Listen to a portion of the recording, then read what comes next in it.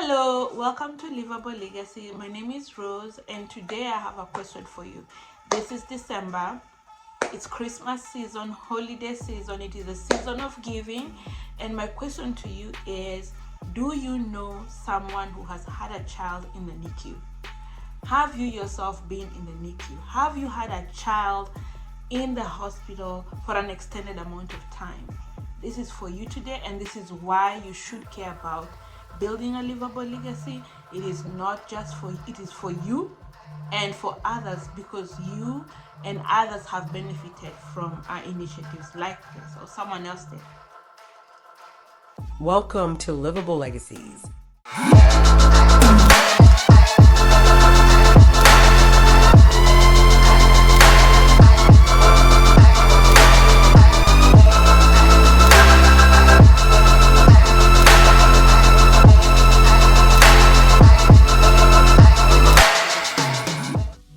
So I have had a child. My youngest was born 26 weeks old. And so that meant we stayed in the hospital for about 2.5 months. And during that period of time, I was extended so much grace. I was so humbled, and I had so much to learn and so much gratitude for the medical staff, for all the science and technology that has gone into making the medical fraternity what it is today, for all of the NICU nurses that took care of my baby, and for me, because at that space, mental framework, I mean, when you watch your child struggling for life, when you watch those monitors beeping and they tell you, it's the oxygen concentration level, or today she is struggling for this, and this is what is happening. And when you read on the internet and books on what is possible and how horribly things could go, you get that it affects your mental framework. And to know and to think that somebody somewhere thought about my state of mind to give and provide things for me to be able to do while I'm caring for my child in the hospital, I think that was the most moving and the most gratifying experience, if you ask me. And then we have friends who came through for us. We have friends who gave us a baby cot, kids clothing, swing, all of these things that we had not prepared for. But while you are at the hospital, you cannot think that far. I mean, you can only think about tomorrow. But we had friends, and I'm so eternally thankful. If you're watching this, I'm thinking about you and I'm thanking you. What we would need when we came from hospital, to me, that was them holding space and saying, you will go forward, you will get to this point, and when you get to this point, we are thinking of you. And so that is exactly why you should care about building a livable legacy, because it will give you an opportunity to pay forward. You will be expressing gratitude for all the science that has gone into the medical field, and to ensure that this amount of coffee is going to be good, to ensure that this child's heart is pumping at this rate, for example. All those nuances in the medical fraternity. It will support other families who are going to be in the space that you have been in, or you know someone who has been in, and it will help you reflect on your journey and think about other people who are in that space currently, and give to them and think about their needs in that way. So one, gratitude and paying it forward. And by doing so, what are you doing? You're putting gratitude in action. Okay, so for that, that's one thing. The second thing is it gives you, building a livable legacy gives you an opportunity to honor the strength of your child. It is not easy for these tiny human beings to express and to reflect so much strength of will. I mean, my daughter was born 26 weeks old. I mean, very tiny human, but with a very strong sense of strong will, and she reflected a lot of resilience, and she fought for her life, and she fought for her space. And while as a mom and parent, I stood in a different space, holding the beacon, or like holding this satellite, and focusing on where as a family and where I want this child to go, and having a mind frame and space and spiritual capacity to want more and to determine or charter a way forward out of that specific space. My daughter, I think, had her own strength of will, and as many of your children do, and many of these children, do. There's a phrase that says, "Tiny but mighty," or "Fierce, tiny miracles." They are Nicu warriors. They're little warriors, and they show us what the strength of will can help us achieve. And so you building a livable legacy, you living a life that is beyond yourself, wanting to expand yourself and have more and be more in terms of your mental health, in terms of your financial health, instead of your social well-being, is being and building that legacy.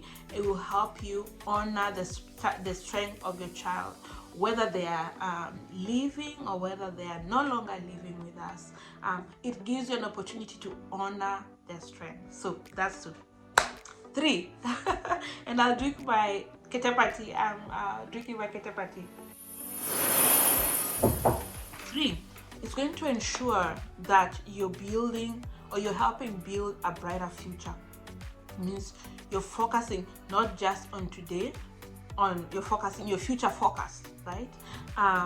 It gives you a chance to think about the future, for us to benefit from the technology and the giving. I'll tell you, for example, I said in the Ronald McDonald, I'm telling you, I never had to cook. If I didn't have to cook, I would not have to cook. Why? Because people kept producing, providing and giving food and supplies, and people came to talk with us and all of this. So it's and for some people talk to us and brought their children who have also been in the NICU, right? Or who have been in the NICU and probably are struggling with one health condition or another. And so if that is you, this is going to be a way for you to ensure a brighter future. It gives you a chance to be able to give either socially or mentally, or be able to encourage somebody else by the virtue of the big life that you're going to be living and the expansion that you're going to be having. So, and it ensures that the future is brighter for someone else. I cannot tell you, and I cannot emphasize enough how much for me, it was like a beacon of light, like a GPS, right? Like a GPS signaling to me. Anytime I'm feeling down and anytime I'm feeling like I'm getting overwhelmed, it was always like rerouting. This is a signal. And anytime I'd get into my feelings and into my thoughts and try and wallow in my, someone would come and provide a meal, for example, from, I don't know, Panera, for example. And it would probably be something that I've never eaten from Panera, for example. Then I'm like, yeah, we will get out of this hospital and I will be able to buy myself that pastry from Panera. It was really the simplest and the smallest things. Sometimes I would be in the Ronald McDonald and I would wish to eat certain foods, particularly Kenyan food, and I'd long for that food, but because of the schedule and I'm caring for a sick, there's no space. I'm pumping, producing milk for the baby, and pumping and taking milk to the hospital and going for all of this 4-hourly schedules for diaper changes and this and the other and meeting the doctors. There's not, but I'm craving, say, ugali and maybe like some beef stew or something, but I can't have it.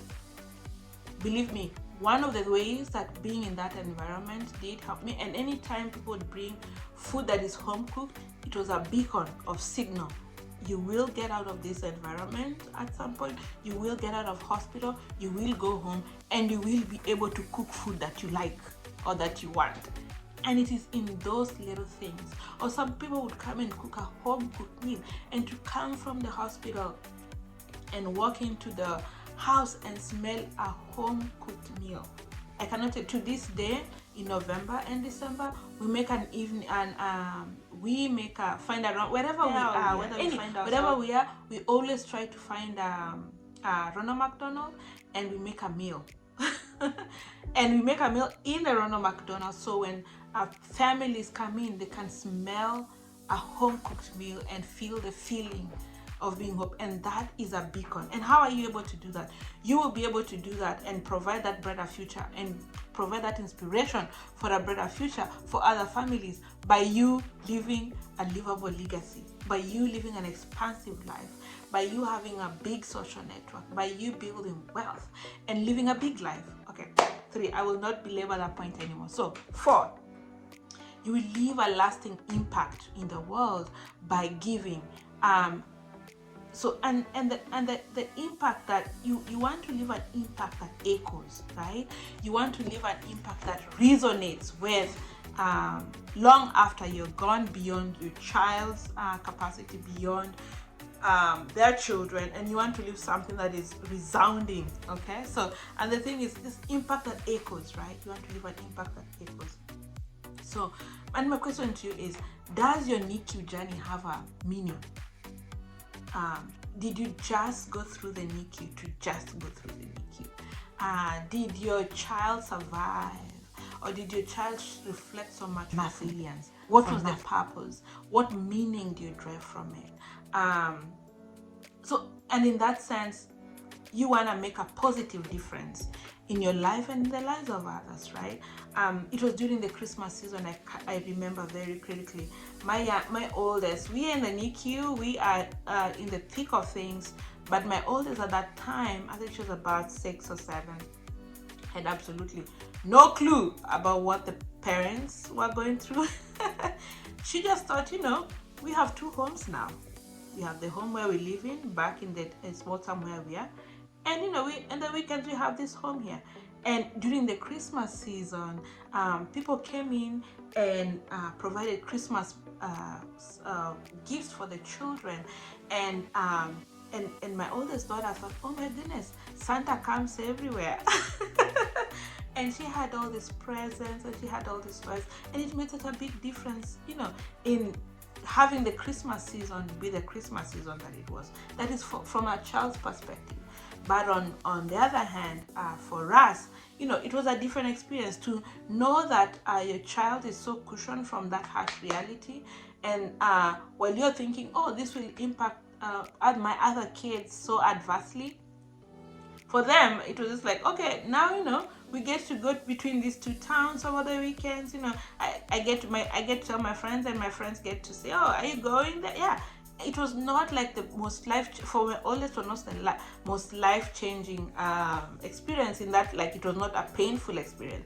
But why is that an impact today? It is an impact today because someone somewhere thought about this moment and left that lasting impact for me and for my family. And so for that, I am very thankful. And for that reason, this experience is this much more meaningful.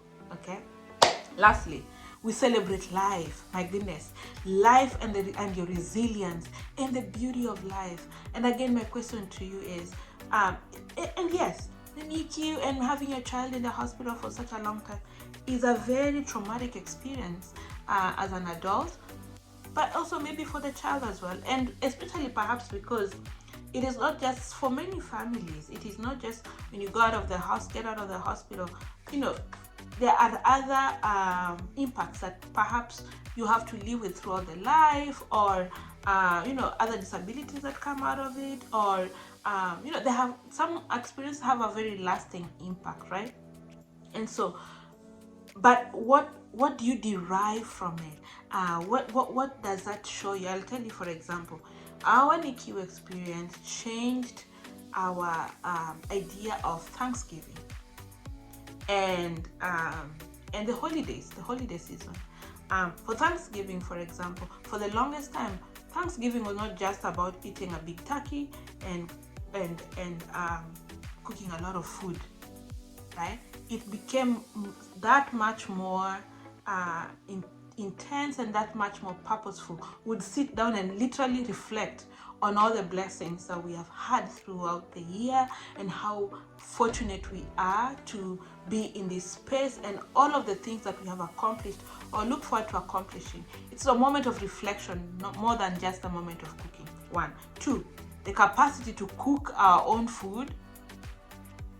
Like you're in your home, you're cooking your own food during Thanksgiving, is that much more meaningful. And third, giving. We give because not everybody is able to afford that meal. Not everybody is able to afford a warm home and have good food to feed their children. During that season, we reflect a lot, and in the places this year, one of the ways we reflected was in giving to the homeless and homelessness initiatives around town. So that was a big Thanksgiving this year. Then the other piece is Christmas. Let me tell you, when the Christmas music comes around, we had the Christmas music and the Christmas joyful songs about Santa and Rudolph and what we're doing this holiday. That music it sounded very different from the hospital, and the weather and the season was a very different feeling and experience as it is at home. So now that we get to experience this from home and not from the hospital, it has a very different meaning. Like, things became that much more meaningful. Life became that much more meaningful. Life became that much more beautiful. It is like in the simplest things. Believe me, you're able to make your own cup of coffee in your home. Believe me, life is beautiful. Okay? You are able to wake up in the morning. It's a miracle. Like, everything became a gift. Everything is a miracle, and it completely changed the perspective of our view of life and our outlook of life overall.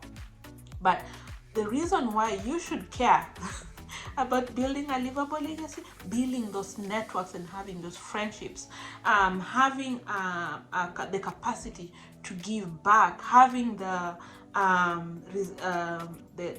wherewithal to mentor somebody, to be a beacon of hope for somebody else, is to celebrate life and the resilience of life and the beauty of life. That for as long as we are alive, okay, there's still something to be done. There's still something you can do for someone else. And how you're able to do this is by yourself becoming more and expanding yourself. Okay. So, and life is beautiful, my people. Life is beautiful, I think. And because we did not just come here to survive, to get to this place, right? We're not here to, don't just thrive, but survive. Not just survive, I mean thrive. Survive, I mean thrive. Not just survive it, thrive beyond that. Appreciate the little things. The air is different today. The sun is shining in a different way. Believe me, I see sunsets and sunrises took on a whole new meaning. Because when you're in the hospital before sunrise and you're still in the hospital before sunset, on moments when you have an opportunity to just stare at the sky and see a difference, how the sun rises and how the sun sets, it has just taken a whole new meaning for me, and that has carried on over the years. And so it's about celebrating the beauty of life. You're able to wake up in your bed, celebrate that. You're able to make yourself a cup of tea. It's not a small thing, it is a miracle, right? So my people, be more, be limitless, expand your legacies, build a livable legacies. And it is not just for you and your children who have thrived and survived through hospital stays for one reason or another. It is for other children as well and other families as well, that you might be able to inspire, and all the causes you're going to be able to support. Next time we'll talk about homelessness and the fear that surrounds it. All right. Have a good one. Thank you, and be limitless. Thanks for watching. Don't forget to hit the like button and subscribe so you never miss out on the latest content. I'll catch you in the next one.